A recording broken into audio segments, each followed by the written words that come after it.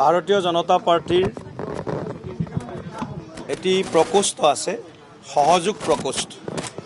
এই সহযোগ প্ৰকোষ্ঠৰ অধীনত আমাৰ যিসমূহ ৰাজ্যত ভাৰতীয় জনতা পাৰ্টিৰ চৰকাৰ বা NDA চৰকাৰ থাকে, সেই চৰকাৰৰ সন্মানীয় মুখ্যমন্ত্ৰীকে ধৰি মাননীয় মন্ত্ৰীসকল নিয়মিতভাৱে ৰাজ্যিক কাৰ্যালয় বা যেতিয়া প্ৰবাসৰ সময় হয় তেতিয়া জিলা কাৰ্যালয়সমূহতো তেওঁলোকে গৈ কিছু সময় কাৰ্যকৰ্তা সমৰ্থক শুভাকাংক্ষীক সাক্ষাৎ কৰে, তেওঁলোকৰ অভাৱ অভিযোগৰ বুজ লয়, আবেদন নিবেদন গ্ৰহণ কৰে।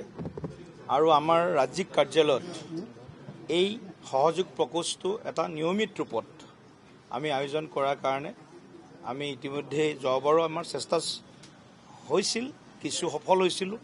এইবাৰ নিয়মিত ৰূপত আমি এই সহযোগ প্ৰকোষ্ঠ আগবঢ়াই লৈ যোৱাৰ কাৰণে আমি আগবাঢ়িছোঁ। আৰু আজি আনুষ্ঠানিকভাৱে মাননীয় মুখ্যমন্ত্ৰী ডাঙৰীয়াই নিযুক্তি দিয়া আমাৰ দুজন জ্যেষ্ঠ কাৰ্যকৰ্তা আমাৰ দলৰ, এগৰাকী আমাৰ তৰংগ গগৈ ডাঙৰীয়া, দ্বিতীয়বাৰৰ বাবে তেখেত বিধায়ক নিৰ্বাচিত হৈছে, আৰু কৃষ্ণ কোমল তাঁতী, তেখেতো দ্বিতীয়বাৰৰ বাবে বিধায়ক নিৰ্বাচিত হৈছে।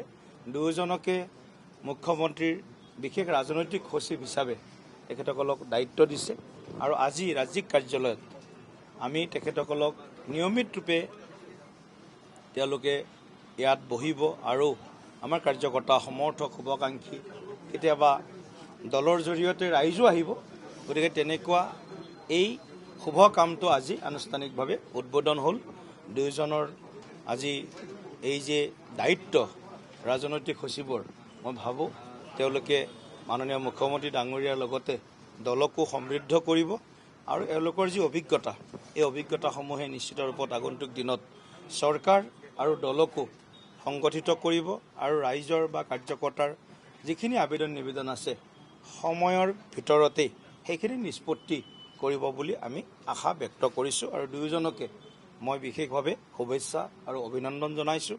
আৰু মাননীয় মুখ্যমন্ত্ৰী ডাঙৰীয়াকো আমি কৃতজ্ঞতা জ্ঞাপন কৰিছোঁ যে তেখেতেও ব্যক্তিগত তেখেতে যি চিন্তা যে আমাৰ যিসকল মন্ত্ৰী বা ৰাজনৈতিক উপদেষ্টা বা ৰাজনৈতিক সচিব তেওঁলোকে আহি কাৰ্যালয়ত নিয়মিত ৰূপত বহিব। গতিকে আজিৰ পৰা এই সহযোগ প্ৰকোষ্ঠ আমি আনুষ্ঠানিকভাৱে আৰম্ভ কৰিলোঁ। এয়া দল আৰু চৰকাৰ বা মুখ্যমন্ত্ৰী আৰু দলৰ মাজত এক হেৰি বুলি ক'ব পাৰি, সেতু বুলি ক'ব পাৰি। নিশ্চিত ৰূপত এইটো এটা আমাৰ সংবাদ আৰু সমন্বয়, যে চৰকাৰৰ কাম কাজবিলাক দলৰ মজিয়াত আমি যাতে মুহূৰ্তৰ ভিতৰতে কেবিনেট ডিচিশ্যন হওক, লগে লগে যাতে আমাৰ কাৰ্যকৰ্তাসকলে গম পায়, বিশেষ কেতিয়াবা চৰকাৰৰ কৰ্মসূচীবিলাক আঁচনিসমূহ যাতে আমাৰ কাৰ্যকৰ্তাসকলৰ মাজলৈ তৎকালীনভাৱে লৈ যাব পাৰোঁ, তাৰ কাৰণে এইটো এটা ডাঙৰ আমাৰ প্ৰকোষ্ঠ হয়, চেল হয়। গতিকে মই ভাবোঁ যে চৰকাৰ আৰু দলৰ সমন্বয় আৰু সেতু বন্ধন যিটো কোৱা হয়, যাতে কোনো কথাতে আমাৰ ক'তো এটা সৰু সুৰুঙাৰ গেপো নাথাকে, এই গোটেই কথাখিনি চোৱা চিতা কৰাৰ বাবে এই এটা অভিযান বা এটা কাৰ্যক্ৰম আমি গ্ৰহণ কৰিছোঁ। জুলাইৰ প্ৰথম সপ্তাহতে জাপানৰ প্ৰধানমন্ত্ৰীৰ এটা ভাল খবৰ, ইয়াৰ পূৰ্বে বহুখিনি প্ৰত্যাহ্বানৰ সন্মুখীন হৈছিল, এইবাৰ আহিব গোটেই বিষয়টো। এতিয়ালৈকে মাননীয় মুখ্যমন্ত্ৰী ডাঙৰীয়াই মাননীয় জাপানৰ প্ৰধানমন্ত্ৰী ডাঙৰীয়াক যি অসম ভ্ৰমণৰ তেখেতৰ কাৰ্যসূচী আছে, এই কাৰ্যসূচীৰ সন্দৰ্ভত কিছু কথা সংবাদ মাধ্যমত অৱগত কৰিছে। আৰু অসম চৰকাৰে যিহেতু ছাউথ ইষ্ট এছিয়া বা আমাৰ গোটেই দক্ষিণ পূব ভাৰতৰ গেটৱে গুৱাহাটী, অসমখন মুখ্য প্ৰৱেশ দুৱাৰ। গতিকে অসমত যেতিয়া জাপানৰ প্ৰধানমন্ত্ৰী আহিব, জাপানৰ নিচিনা এখন অতি উন্নত ৰাষ্ট্ৰৰ যেতিয়া মুৰব্বী আহিব, নিশ্চিত ৰূপত অসম ইয়াৰ পৰা লাভান্বিত হ'ব। অসমৰ যিবিলাক যুৱক যুৱতী আছে, সেই যুৱক যুৱতীবিলাকে জাপানৰ লগত অসম চৰকাৰৰ বিভিন্ন ধৰণৰ MOU বা কিছু কোলাবৰেশ্যনত কাম হ'ব। গতিকে সেই গোটেই কথাবিলাক নিশ্চিত ৰূপত প্ৰধানমন্ত্ৰী ডাঙৰীয়াৰ সফল ভ্ৰমণ যাতে সম্পন্ন হয়, তাৰ কাৰণে আমাৰ চৰকাৰে মুখ্যমন্ত্ৰী ডক্টৰ হিমন্ত বিশ্ব শৰ্মা ডাঙৰীয়াই প্ৰস্তুতি চলাই আছে। গতিকে আমি অসমীয়া হিচাপে জাপানৰ নিচিনা এখন দেশৰ প্ৰধানমন্ত্ৰীক আদৰিবলৈ সকলো আমি উদ্গ্ৰীৱ হৈ আছোঁ, আগ্ৰহী হৈ আছোঁ। আৰু নিশ্চিত ৰূপে জাপান ভাৰতৰ সম্পৰ্ক আমাৰ আজিৰ দিনত যথেষ্ট ভাল, কূটনৈতিক সম্পৰ্কও ভাল, ব্যৱসায়িক বা অন্য যিবিলাক সম্পৰ্ক থাকে সেইবিলাক সম্পৰ্কও ভাল। আৰু অসমত যেতিয়া তেখেতৰ পদাৰ্পণ হ'ব নিশ্চিত ৰূপত অসমেতো লাভান্বিত হ'বই, সামগ্ৰিকভাৱে ভাৰতবৰ্ষৰ উত্তৰ পূবে ইয়াৰ পৰা নিশ্চিতভাৱে লাভ পাবৰ কাৰণে সক্ষম হ'ব। এইবাৰ বিজেপিৰ যিখন সংকল্প পত্ৰ সেইখনকে চৰকাৰে আধাৰ হিচাপে লৈছে, গতিকে প্ৰথম UCC কৰিছে, বাকী গোটেইখিনি সংকল্প পত্ৰৰ বিশেষকৈ 31টা যি বিন্দু আছে সেইখিনি সফল হ'ব বুলি ভাবেনে? নিশ্চিত ৰূপত আমাৰ যি মূলা বাঢ়ে তাৰ দুপাৰতে চিন।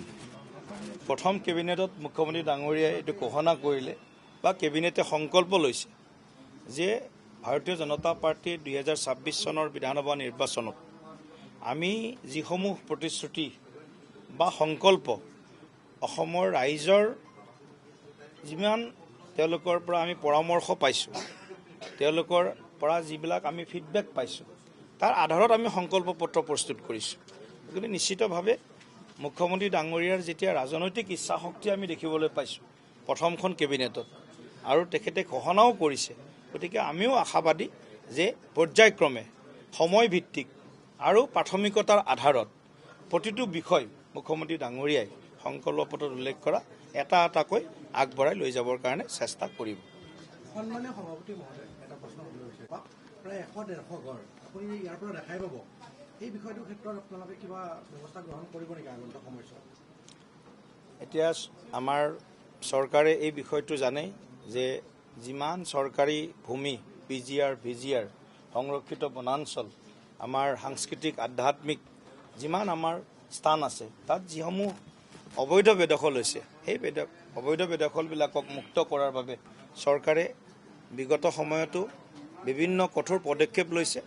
আৰু আপুনি যিহেতু আঙুলিয়াই দিছে গোটেই বিষয়টো আমি চৰকাৰৰ বিভাগীয় যি আছে বিষয়া বা বিভাগীয় মন্ত্ৰী আছে তেখেতলৈ আমি এই কথাটো আগবঢ়াই দিম।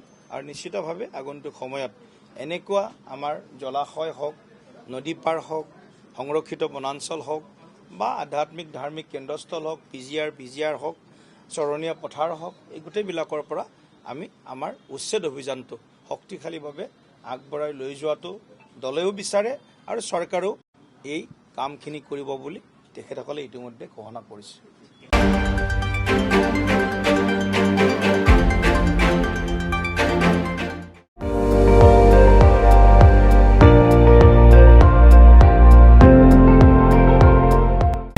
আপুনি চাই আছে ND24, সৰ্বশ্ৰেষ্ঠ নহয় সৰ্বোত্তমৰ দৌৰা।